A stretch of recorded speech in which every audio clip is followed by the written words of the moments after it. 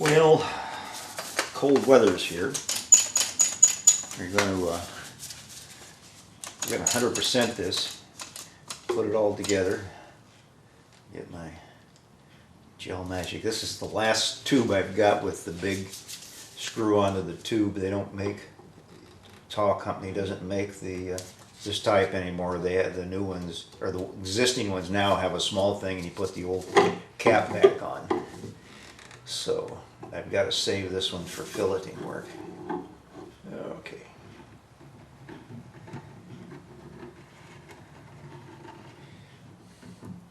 On a normal build, you wouldn't.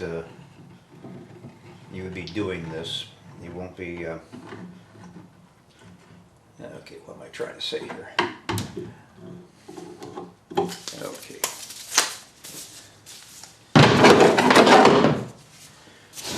When you on a normal build, you would have the.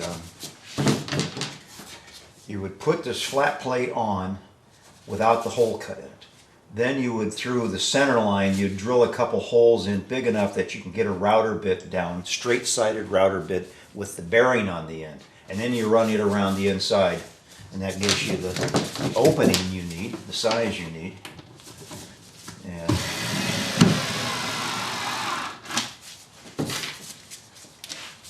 then you tape it over.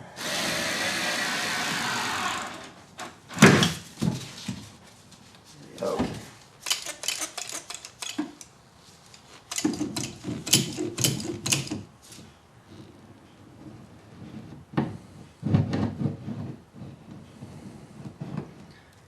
We're going to 100% this since this thing can't go anywhere.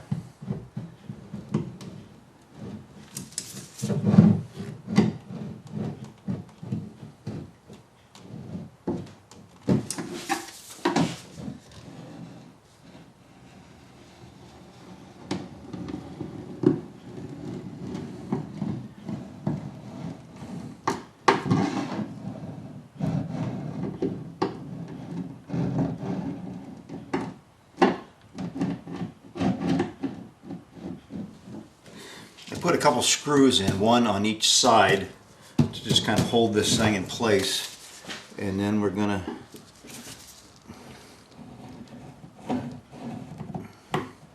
start out with 100%. I'm probably not going to fillet this seam up here on the top of the seat. The 100% GelMagic should more than do the trick. I may, but not underneath this part.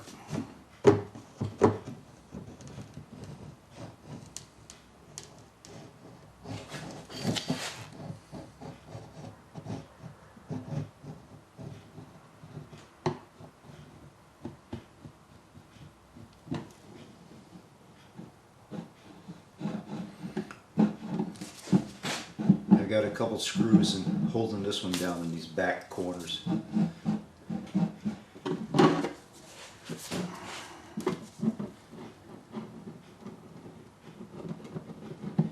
Everything, all the panels that may look dry out here have got 2 coats of epoxy on the back sides of them. Same with underneath the seat, center seat.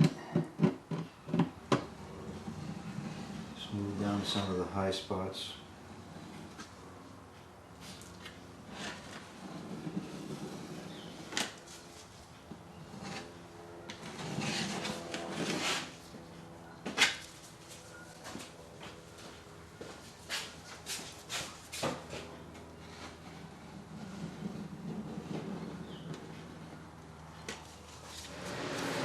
It's the next day. The GelMagic is cured, and so now I'm out rounding over the edges, getting them ready for the glass taping.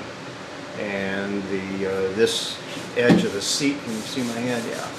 This part will get glass tape from side to side. The aft seat will get glass tape from side to side.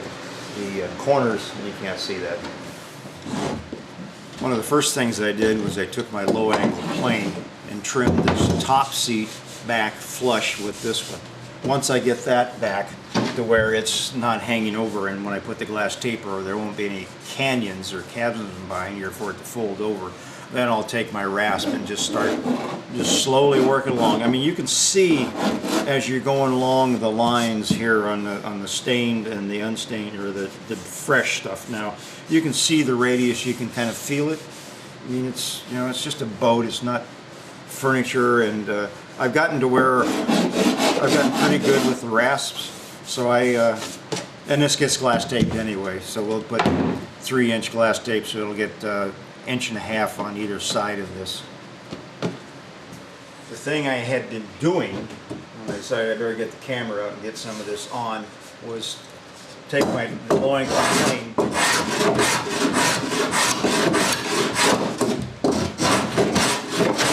get this down to the seat top height.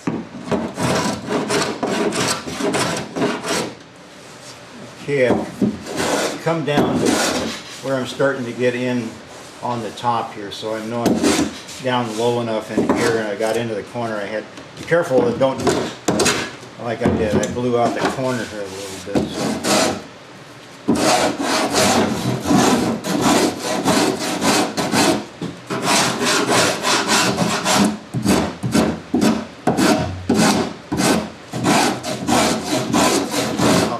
With a with my sanding machine, and smooth up everything before I put the glass on. Okay, I just finished planing this down. Now I'll go along with my rasp. The grain's coming up on the end here, so I almost started going like that. Invitation to rip out the edge here. Even though it gets glassed over, you want to try to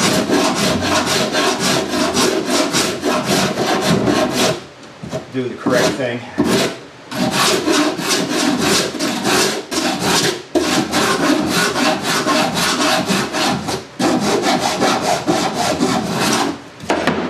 I'll come back.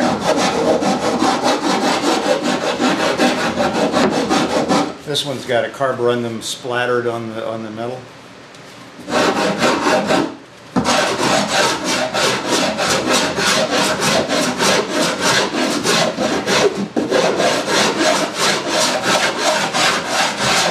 And it's got 2 sides,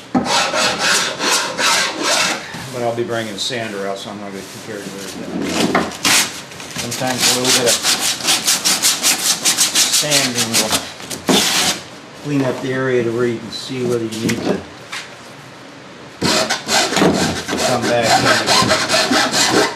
in. And you can also follow the laminations of the plywood as they come out. You can see the coloration. You can, if everything's fairly square, you can, kind of like doing when you're doing the scarf, when you're doing the planing, you can see the little layers kind of come in, and if they're starting to look consistent from side to side, then you know you're consistent on whatever you're doing, either flattening or rounding.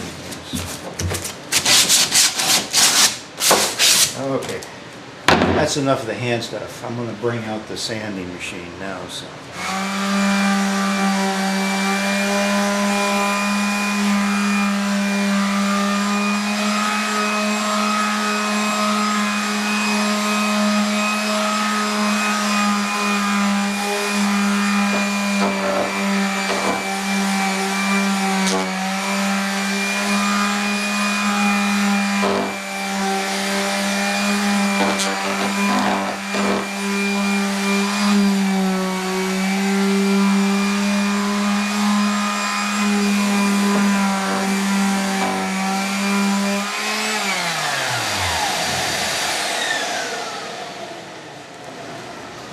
Okay, we got it pretty well sanded down. I got my old screw holes and stuff up here I need to fill, so I'm going to break out something else, I think, to do that with.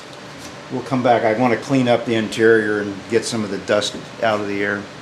You can hear my Jet 1000B sucking up the dust. That was the best money I ever spent. Okay, we're gonna do something a little different here with my mystery tube.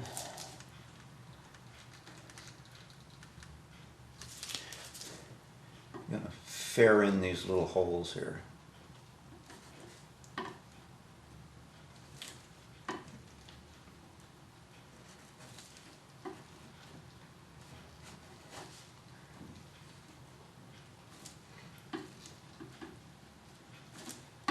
It's so much easier than having to mix it in the cup and then get it out of the cup.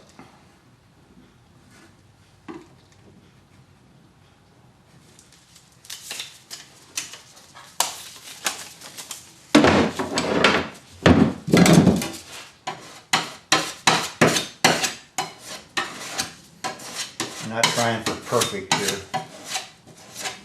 I just want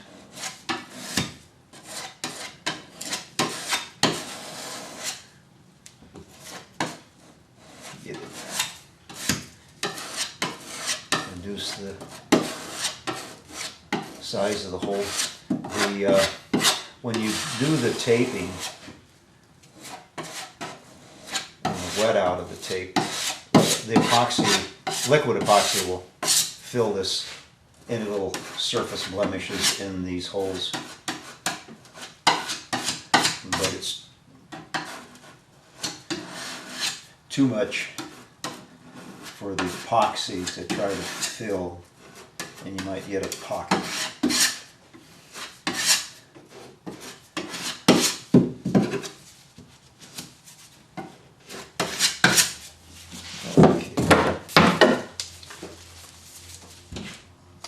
Got a little bit of gaposis along here.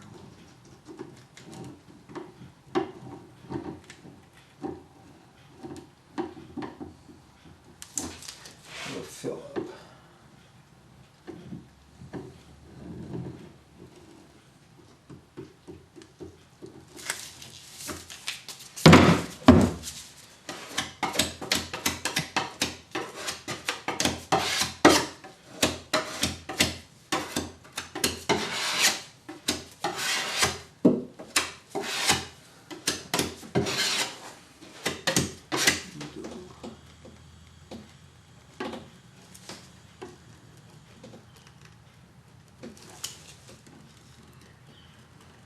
You can do the same thing by mixing your fairing compound up in the little bag.